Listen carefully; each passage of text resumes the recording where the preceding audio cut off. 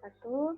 Selamat siang teman-teman, ketemu lagi dengan saya dalam mata kuliah kita tentang metode penelitian kualitatif dan PTK.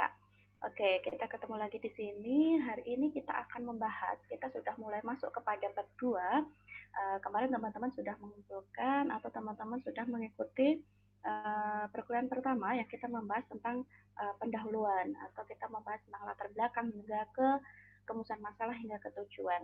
Oke, pada kali ini di sini nanti saya akan menerangkan tentang kaitan bagaimana kajian teori atau kalian nanti sudah mulai masuk kepada bab 2. Apa sih kajian teori dan bagaimana seharusnya dalam mencari kajian teori. Oke, nanti seperti biasanya kita akan lakukan secara bertahap seperti yang lainnya, nanti hingga bagaimana cara mengambil materi yang benar, lalu bagaimana nanti cara mensitasi yang benar, nanti kita akan pelajari lebih lanjut. Oke, untuk kali ini kita akan melihat dulu. Oke, sudah tampil atau belum? Oke, kita akan melihat dulu. Ini di sini ya, sebentar. Ya, dan ya, sudah kelihatan. Oke, kita akan melihat tentang kajian teori di dalam penelitian. Oke, kajian teori di dalam penelitian. Kenapa sih teman-teman kita memerlukan kajian teori di dalam sebuah penelitian? Karena teori ini nantinya yang akan menjadi dasar ketika teman-teman mengambil kesimpulan, ketika teman-teman nanti mencari data di lapangan, dan juga ketika teman-teman mengembangkan dari variabel-variabel yang sudah teman-teman tentukan. Oke, kalau kemarin teman-teman sudah mempelajari apa itu tema, topik itu ya sudah menentukan tema dan topiknya. Bahkan kemarin sudah menentukan judulnya, berarti teman-teman sudah mempunyai variabel. Ya kan di sini misalnya kemarin saya contohkan gaya belajar akan pengaruh atau apa ya? Pemanfaatan gaya belajar dalam memaksimalkan motivasi belajar siswa di sekolah atau pemanfaatan gaya belajar untuk meningkatkan hasil belajar siswa di sekolah, misalnya kayak gitu. Berarti kan kalau kita lihat di situ ada variabel tentang gaya belajar dan juga ada variabel tentang hasil belajar, misalnya gitu ya. Oke, nanti kita akan lihat di sini mengapa sih harus ada teori di dalam penelitian. Yang kedua, bagaimana cara menentukan teori yang tepat.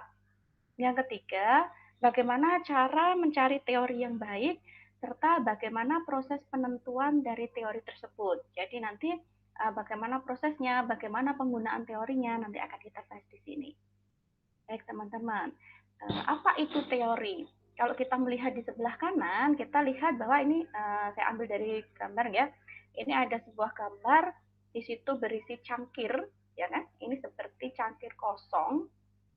Teori itu diibaratkan sebagai sebuah cangkir kalau kita melihat filosofi di situ. Jadi dia adalah sebuah wadah kosong di mana wadah itu nanti akan bermanfaat jika kita akan mengisinya.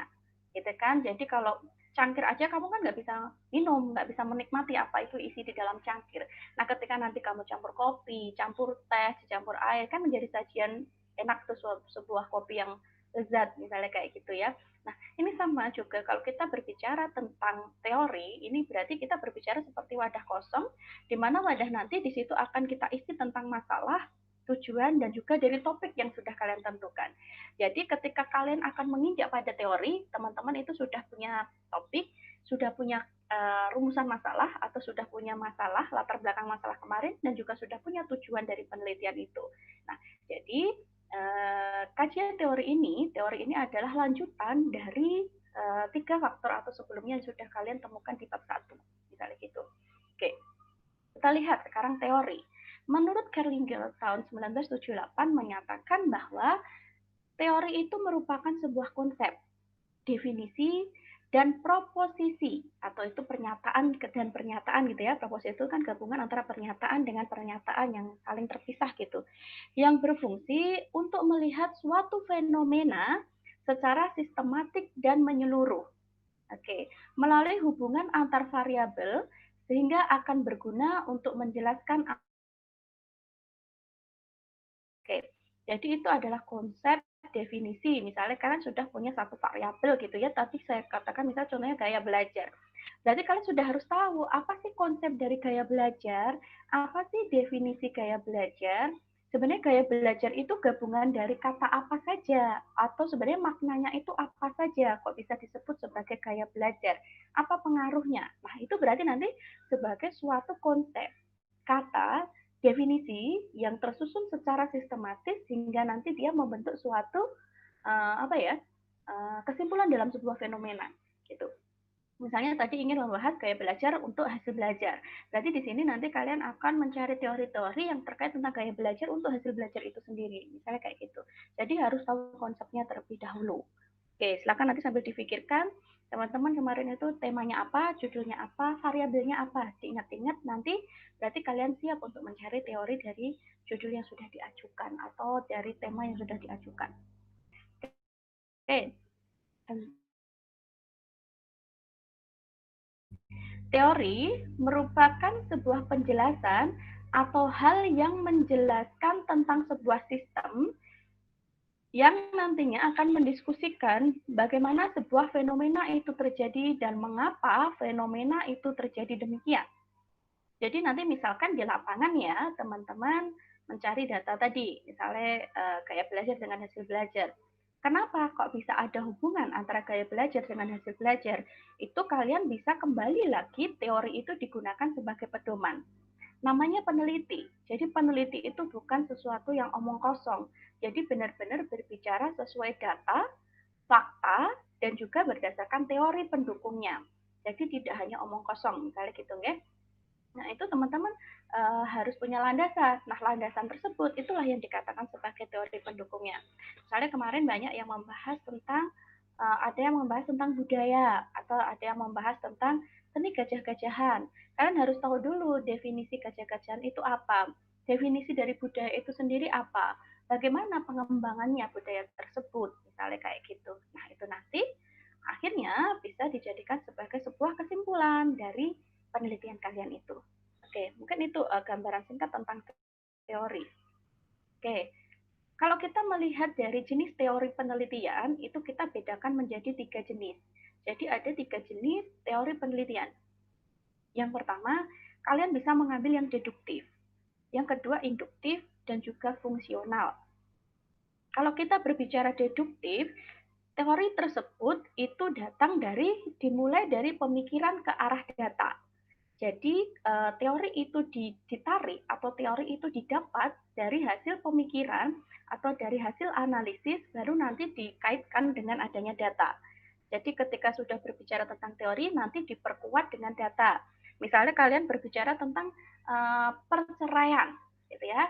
Jadi kalian harus tahu dulu definisi perceraian itu apa. Oke, definisi perceraian itu apa? Kenapa bisa terjadi perceraian? Faktornya apa? Lalu di situ tampilkan data. Misalnya data perceraian di Kabupaten Ponorogo tahun 2019 itu berapa? Oke, berarti benar-benar ada relevan bahwa ketika pernikahan itu mungkin bisa juga terjadi perceraian. Nah, itu ada faktanya, ada datanya, misalnya seperti itu. Yang kedua, kalau induktif itu ada kebalikannya. Menerangkan dari data untuk ke arah teori. Jadi sebelum kalian mengambil teori, sebelum kalian menentukan teori apa yang dibahas dalam penelitian kalian, itu kalian sudah menampilkan data dulu. Oh, ternyata data kasus perceraian di Ponorogo itu setiap tahun itu selalu meningkat.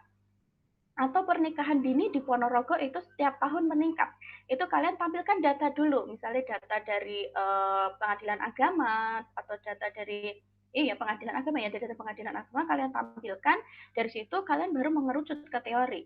Kan sebelum berbicara perceraian pasti kalian akan berbicara pernikahan dulu kan? Kan cerai karena menikah ya kan? Jadi pernikahan dulu kalian bicarakan, baru nanti kenapa sih hukum-hukumnya apa, hingga nanti ke undang-undang yang mengaturnya apa, hingga kenapa bisa ada perceraian. Nah, misalnya kayak gitu. Itu yang dikatakan induktif. Jadi berbicara dari data dulu, baru mengerucut kepada teorinya. Misalnya gitu. Lalu yang ketiga itu adalah fungsional. Interaksi antara data dan pemikiran secara teoritis. Interaksi antara data dan pemikiran teoritis. Jadi ini sama-sama ditampilkan bersama. Jadi tidak membaca data dulu atau tidak menampilkan teori dulu, tidak.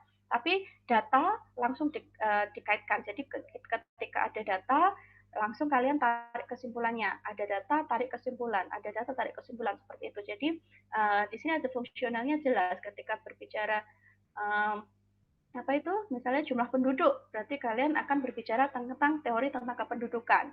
Terus berbicara tentang perceraian, kalian akan berbicara dulu apa undang-undang yang mengatur tentang perceraian, misalnya gitu. Jadi tampilan data dengan teori itu berbanding lurus atau dia saling mengisi. Makanya di sini dikatakan sebagai suatu teori secara fungsional. Seperti itu. Oke. Sekarang kita mulai masuk pada bagaimana sih sebenarnya cara menyusun teori yang baik. Ini menurutnya ada dua versi yang saya tampilkan di sini, ada versinya Gel dan juga dari versinya Sugiono. Kalau menurut versinya Gel, itu kita melihat seperti ini. Yang pertama, cari dulu sumber utama yang dirujuk. Oke, misalnya bicara tentang, saya pakai judul saya ya, bicara tentang gaya belajar. Berarti kalian harus mencari sumber pokok atau segala rujukan yang berbicara tentang gaya belajar. Entah itu dari jurnal, buku, laporan penelitian, dan publikasi yang lainnya. Publikasi lainnya itu bisa dari jurnal, ya, bisa dari buku yang sudah di-online kan, gitu ya, atau secara e-book itu juga dari publikasi-publikasi lain itu bisa, atau melalui dari koran, majalah itu juga bisa. Jadi mencari sumber pokoknya semua yang berkaitan gaya belajar kalian cari dulu, dikumpulkan dulu, misalnya gitu.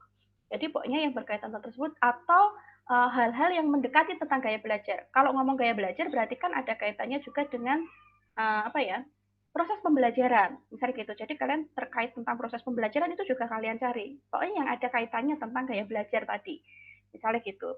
Yang kedua, menggunakan sumber tambahan dari hasil pemikiran seseorang yang dirangkum dari berbagai rujukan. Nah, ini bisa kalian dapatkan, misalnya contohnya melihat hasil penelitian orang lain, atau hasil penelitian orang lain bisa dari skripsi, bisa dari tesis, atau dari jurnal online, itu bisa. Lihat di mana, Bu? Yang pertama, lihatlah dari abstraknya. Karena di abstrak itu biasanya sudah rangkuman pemikiran atau hasil penelitian dari orang lain. Kalau kita melihat susunan abstrak ya teman-teman, itu kan sudah ada latar belakang sedikit, tujuan, terus ya tujuan, hasil, tujuan dan hasil atau cara pencarian data dan juga hasil. Nah, itu bisa kalian membaca abstrak pun sudah tahu apa sih arah dari hasil penelitian atau dari jurnal yang kalian baca, misalnya gitu. Jadi sumber tambahan itu bisa kalian rangkum dari situ. Pendapat-pendapat orang lain yang dijadikan satu, yang akhirnya nanti bisa untuk kalian ambil kesimpulan, itu boleh. Yang ketiga, membaca sumber utama. Nah ini, jadi kalian harus punya buku babon atau mempunyai babon atau punya sumber utama yang kalian jadikan rujukan tentang gaya belajar. Misalnya gitu. Misal gaya belajar itu pendapatnya banyak sekali. Misalnya ada dari Sugiono, ada Suprapto, ada dari siapa saja lah. Nah itu kalian gunakan pilih sumber utama yang benar-benar jadi rujukan kalian. Misalnya kalian pakai punyanya Suprapto. Oh Suprapto ini saya gunakan sebagai rujukan utama ketika saya menjelaskan tentang gaya belajar. Oke misalnya kayak gitu. Itu jadi kalian cari sumber utama sebelum mencari sumber-sumber yang lainnya tadi. Oke, yang keempat, setelah semuanya sudah kalian dapat, misalnya kalau kalian gaya belajar tadi, berarti harus mencari tentang pengertian pembelajaran, proses pembelajaran, tipe-tipe anak dalam belajar, gaya belajar, ciri-ciri gaya belajar, faktor-faktor gaya belajar, misalnya gitu ya. Itu kan sudah kalian dapat semua, sudah kalian kumpulkan teori-teorinya. Nah, tugas kalian selanjutnya adalah untuk mensintesis dari bahan yang sudah kalian dapat tadi. Ingat, kegiatan mensintesis ini adalah suatu tindakan untuk meminimalisir plagiarisme atau meminimalisir kegiatan copy paste itu tadi. Jadi jangan malas untuk mencari atau jangan malas untuk mensintesis kata-kata. Jadi di sini kalian ketika sudah dapat jangan langsung di copy paste, apalagi dapatnya file langsung di copy paste itu nanti yang akan rugi teman-teman sendiri nanti di akhir ketika kalian ada cek plagiarisme. Nah, itu yang berbahaya. Jadi di sini misalnya tadi ya, sudah dapat teori gaya belajar. Silahkan dibaca secara umum gaya belajar itu bla bla bla bla bla. Jangan diplek atau di-copy secara keseluruhan kata-kata itu ke dalam skripsi kalian atau tulisan penelitian kalian. Jadi misalnya gini contohnya. Gaya belajar, ini hanya contoh aja ya, karena saya juga udah lupa. Gaya belajar merupakan salah satu bentuk atau wujud tipe anak dalam mengikuti pembelajaran. Dengan kata-kata itu kalian plek dirubah. Jangan plek langsung dipindah. Jadi kalian harus merubah atau mensintesis lagi. Contohnya, tadi saya ngomong apa ya? Oke, contohnya misalnya gini, di dalam konsep gaya belajar, ini akan melihat bagaimana seseorang atau seorang siswa atau seorang anak itu dalam mengikuti proses pembelajaran dengan gaya mereka atau style mereka masing-masing. Intinya kan sama, maknanya sama apa yang disampaikan oleh Suprapto tentang gaya belajar tadi, tetapi dia menggunakan bahasa yang lain. Jadi tidak plek seperti apa yang sudah dituliskan oleh Suprapto. Tapi tetap rujukan yang digunakan nanti adalah namanya si Suprapto tadi. Misalnya kayak gitu. Oke, ini cara yang kedua. Ini cara menyusun teori versinya Sugiono. Mungkin teman-teman banyak yang pakai ini juga nanti akhirnya kayak Sugiono ini. Yang pertama adalah prosesnya adalah menetapkan variabel yang akan diteliti. Jadi, ketika kalian sudah dapat tema atau kalian sudah punya judul, silahkan tetapkan variabelnya. Variabel saya itu ada berapa? Ingat ya, variabel misalnya ada variabel kalau di kualitatif ini nanti nggak ada terikat dan sebagainya itu ya. Jadi misalnya kalian sudah membuat judul apa tadi? Implementasi gaya belajar apa ya? Implementasi gaya belajar untuk meningkatkan hasil belajar siswa. Berarti di situ ada dua variabel, gaya belajar dan hasil belajar. Nah, itu ditentukan dulu. Variabel satu adalah gaya belajar, variabel dua adalah hasil belajar. Misalnya begitu. Oke, setelah ditentukan variabelnya, proses yang kedua adalah mencari sumber buku, jurnal, atau laporan. Sama dengan proses yang pertama tadi. Kalau yang pertama tadi kan langsung cari jurnalnya aja. Kalau ini baru setelah kalian temukan variabel, jadi kalian nggak usah melenceng jauh-jauh dari gaya belajar dan hasil belajar. Jadi yang kalian cari sumbernya adalah carilah jurnal sebanyak-banyaknya tentang gaya belajar dan hasil belajar. Nah, itu hasil laporan juga boleh. Jadi cuma dua variabel yang sudah ditentukan di awal. Lalu yang ketiga, lihat referensi, lalu pilih sesuai topik yang ditulis. Oke, kan banyak tuh berbicara gaya belajar, sudah dapat tadi kan jurnal banyak sekali tentang gaya belajar. Tapi tidak semua artikel atau tidak semua rujukan itu sesuai dengan tema kita. Jangan-jangan dia berbicara gaya belajarnya dari aspek bukan untuk hasil belajar, tapi gaya belajar untuk memotivasi siswa. Misalnya kayak gitu. Berarti kan sama-sama gaya belajar, tapi tidak sama tujuannya dengan kita adalah untuk melihat hasil belajar. Oke, jadi silakan ini nanti ini dilakukan kayak kalau data itu ada proses reduksi data ya. Ini jadi direduksi lagi, dilihat mana yang sesuai dengan tema kalian atau tidak. Misalnya gitu. Lalu setelah melihat sesuai topik tadi, yang keempat adalah cari dan bandingkan teori variabel dari berbagai sumber. Jadi ketika sudah menentukan tadi gaya belajar yang untuk hasil belajar, oh misalnya ada 5 sumber yang sudah kalian temukan. Nah, bandingkan antara 5 ini kira-kira itu perbedaannya di mana, persamaannya di mana. Nah, konsepnya di mana, sama apa enggak, misalnya gitu. Yang kelima, proses selanjutnya adalah membaca keseluruhan isi topik yang sesuai dengan variabel. Oke, jadi dari 5 jurnal tadi, kalian baca keseluruhan. Intinya itu seperti apa. Yang keenam, prosesnya ini sama dengan mensintesis tadi adalah dengan mendeskripsikan teori dengan bahasa kalian sendiri. Jadi dari 5 teori yang sudah didapat tadi, kalian tentukan teori yang kalian pilih itu yang mana, pendapatnya siapa.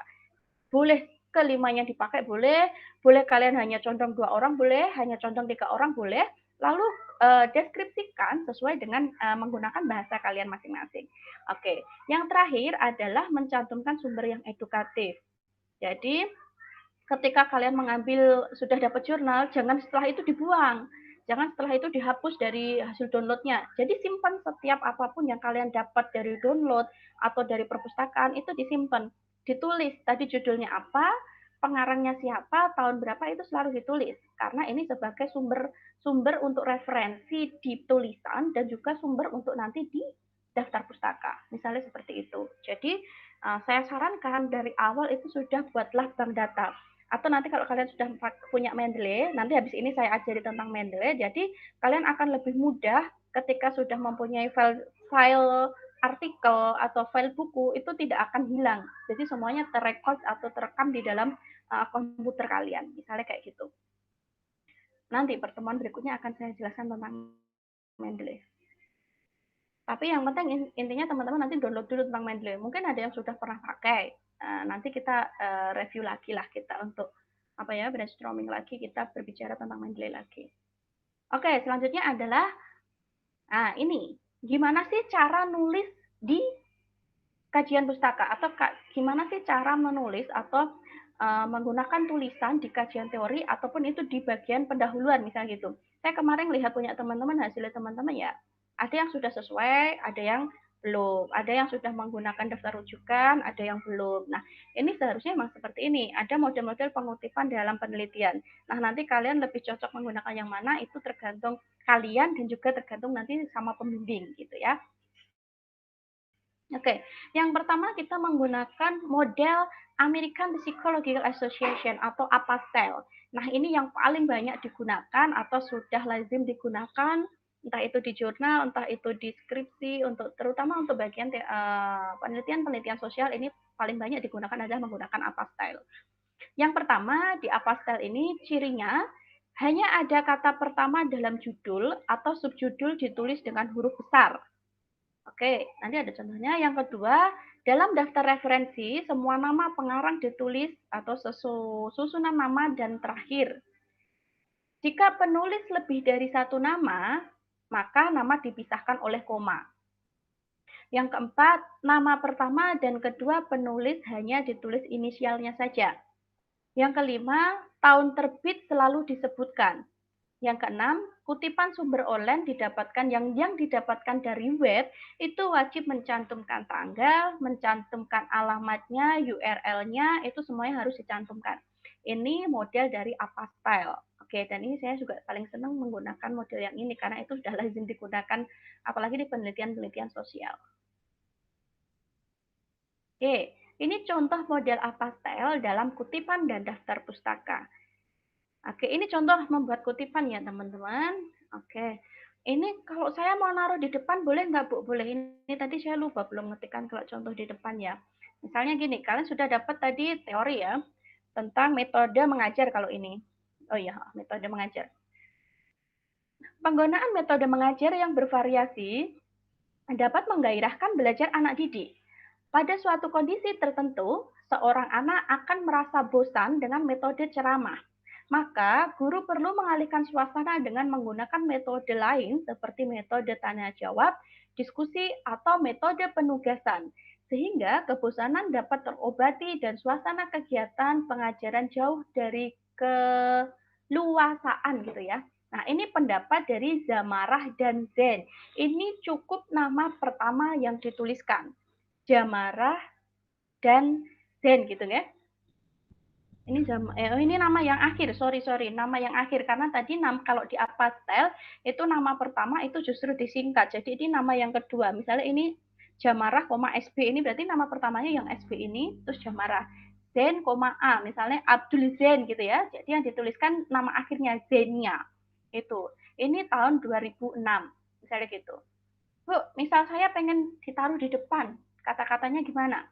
Misalnya gini, boleh gini. Menurut Zamarah dan Zen, tetap sama. Menurut Zamarah dan Zen, lalu dikurung 2006, menjelaskan atau menegaskan bahwa penggunaan metode mengajar yang bervariasi, bla bla bla bla bla. Jadi dibalik boleh.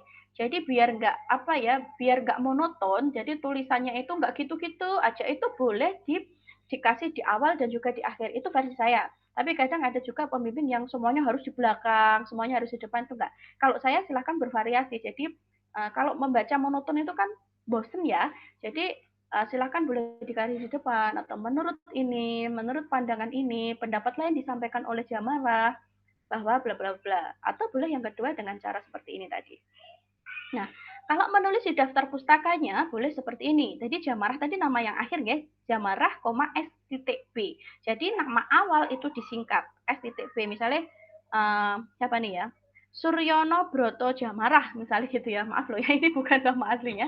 Suryono Broto Jamarah itu berarti Jamarah, S titik B. Berarti nama awal itu silahkan yang disingkat, misalnya gitu. Nah ini Zen, A atau Zen Abdullah, misalnya gitu ya. Yang digunakan adalah Zen-nya. Nah ingat, jangan sampai lupa nulis di referensi dan di daftar pustaka nanti beda. Di daftar pustaka jangan-jangan ditulis Abdullah, tetapi di daftar pustaka itu adalah di referensi ditulis Abdullah, di daftar pustaka ditulis Zen. Nah nanti kalau pembimbing melihat ini plagiarisme karena nggak ada di daftar pustaka. Nah gitu. Jadi jangan kebalik. Kalau sudah dibalik di sini, jangan lupa untuk membalik juga di daftar pustaka. Nanti kalau pakai Mendeley itu semua sudah otomatis. Oke. Syaratnya kalian download Mendeley dulu. Oke, kalau misalnya dari jurnal, kalau kita dari jurnal itu sama, nama juga dibalik, jadi yang nama akhir dulu, baru nama awal. Kalau penulisnya 2 orang, dikasih titik, koma, dan nama akhir, koma, inisial nama awal, titik, tahun berapa, bulannya apa. Setelah itu, tuliskan judulnya, oke, tuliskan judulnya, baru itu tadi didapat dari mana? Ini kan konferensi ya, konferensi misalnya dari Atlantis Press, misalnya kayak gitu. Oke, bedakan teman-teman dari bedanya, ini saya tadi salah juga, ini belum saya miringkan. Bedanya pengutipan dari buku dan jurnal. Kalau dari buku, yang dimiringkan adalah judul bukunya. Kalau dari jurnal, nanti yang dimiringkan adalah nama jurnalnya atau nama konferensinya. Jadi misalnya di sini nanti Atlantis Press ini yang akan dimiringkan. Misalnya kayak gitu. Itu ya untuk membedakan antara buku dan juga jurnal. Yang kedua adalah model Harvard Style. Kenapa Harvard? Karena ini model ini dikembangkan dan digunakan di Harvard University. Tapi metode ini lebih banyak digunakan oleh peneliti khususnya dari ilmu alam. Fokus pada metode ini adalah daftar lengkap catatan yang dirujuk dalam teks dikumpulkan menjadi satu kesatuan dan dimuat semuanya di dalam bibliografi atau di dalam daftar pustaka. Oke, jadi kalau yang awal tadi itu ini boleh DKK atau ini DKK, jadi nggak semuanya ditulis itu boleh, cukup 1 atau 2 orang yang dituliskan. Tapi kalau di Harvard Style ini semuanya harus ditulis. Nah, penulisan 10 ya 10 ditulis, penulisan ada 5 ya 5 ditulis, misalnya kayak gitu. Oke, contoh model Harvard Style. Contoh, ini kan tadi berkaitan dia lebih banyak digunakan untuk ilmu alam ya. Misal gini, adapun dalam pengembangan aplikasi Adobe Animate CC 2019 ini melalui tahapan sebagai berikut. 1. Membuka lembar Adobe Animate. Yang kedua, lanjutkan pilih tool Air for Android. Yang ketiga, mulai mendesain. Yang keempat, aplikasi dibuat masing-masing. Bla bla bla bla sampai akhir. Nah, ini rujukannya ini ditulis sama, tapi ditulis semua. Kalau yang model apa tadi itu boleh 2 orang terus DKK, misal gitu ya. Tapi ini ada 5 penulis semuanya ditulis. Setiadi, Anwar, Yuli Atmojo, Pitoyo, Nur Hidayat tahun 2018. Oke, jadi karena apa? Karena kalau di alam itu semuanya memang harus diikutkan ya. Karena itu kan hasilnya ya sama-sama sih, sama-sama itu maksudnya itu sama-sama hasil penelitian, tapi kalau alam itu kan lebih detail ya untuk kajiannya itu kan lebih detail. Nah, jadi nanti penanggung jawabannya pun juga lebih banyak, misalnya kayak gitu.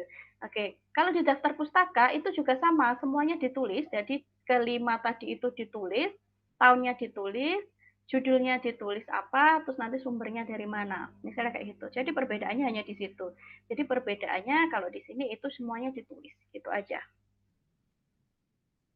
Nah, ini yang ketiga. Yang terakhir, ini model Chicago Style. Model pengutipan Chicago ini merupakan model catatan kaki atau catatan akhir bab pada setiap pernyataan yang dikutipnya. Metode penulisan ini lebih banyak digunakan oleh peneliti bidang budaya, khususnya sastra, seni, tari, musik, agama, teater, teologi, sejarah, dan ilmu sosial.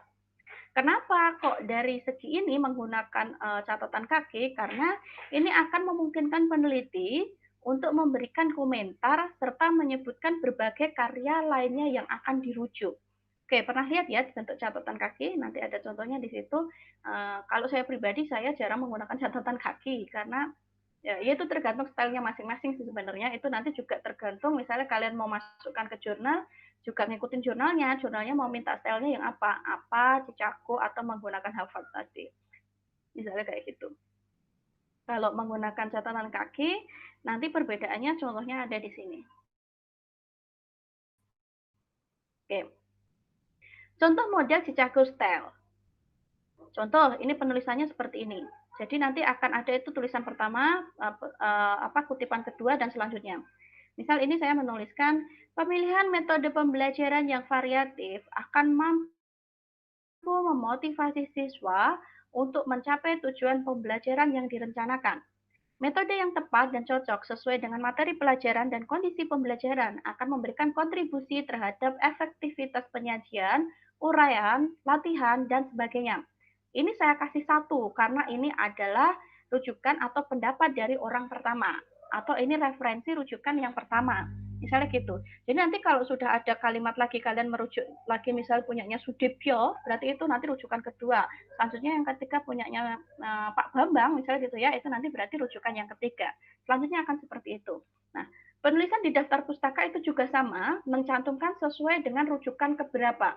Misalnya tadi ini tadi rujukan pertama, jadi satu ini juga harus dituliskan di sini satu. Berarti sesuai urutan yang diambil atau disitasi. Tadi ini di sini tadi kan belum tertulis satu itu siapa. Jadi satu ini tadi pendapatnya Suryo Subroto, tahunnya 2002, judulnya ini proses proses belajar mengajar di sekolah Jakarta dan Bhinneka Cipta. Berarti ini buku ya, karena yang dimiringkan adalah judulnya. Misalnya kayak gitu. Nah, teman-teman nanti silahkan bisa milih yang mana yang tepat digunakan. Oke, oke. Saya rasa cukup. Ini sudah selesai untuk apa itu teman-teman? Sudah selesai saya sampaikan untuk pertemuan pada hari ini terkait tentang bagaimana teman-teman itu mencari citasi atau bagaimana teman-teman itu mencari referensi yang digunakan di dalam penelitian teman-teman sendiri. Jadi kalau sudah saran ya teman-teman setelah sudah menentukan tema yang kemarin kan semuanya sudah punya temanya tuh. Silahkan kalian pisahkan variabelnya. Lalu nanti teman-teman setelah itu baru mencari daftar referensi yang digunakan itu apa. Oke, untuk kuis pada hari ini nanti saya akan sampaikan di Google Classroom. Silakan teman-teman mengikuti dan pokoknya jangan lelah untuk mencoba, jangan lelah untuk belajar terus. Oke, jangan mungkin ada yang berpendapat, Bu, saya pengen tidak skripsi aja. Tapi kebijakan-kebijakan itu belum tentu nanti terjadi ketika di tahun kalian. Dan kenapa tetap kalian harus belajar tentang metode-metode seperti ini? Karena hal ini juga nanti akan mengikut kalian terus sampai kalian nanti lulus. Jadi nanti ketika kalian lulus, kalian melakukan penelitian itu kalian masih bisa menggunakan cara-cara ini tadi. Oke, bisa seperti itu teman-teman. Semoga yang saya sampaikan hari ini bermanfaat. Silahkan untuk tetap semangat belajar dan apa yang saya sampaikan untuk bisa di review nantinya. Oke, terima kasih partisipasinya. Wassalamualaikum warahmatullahi wabarakatuh.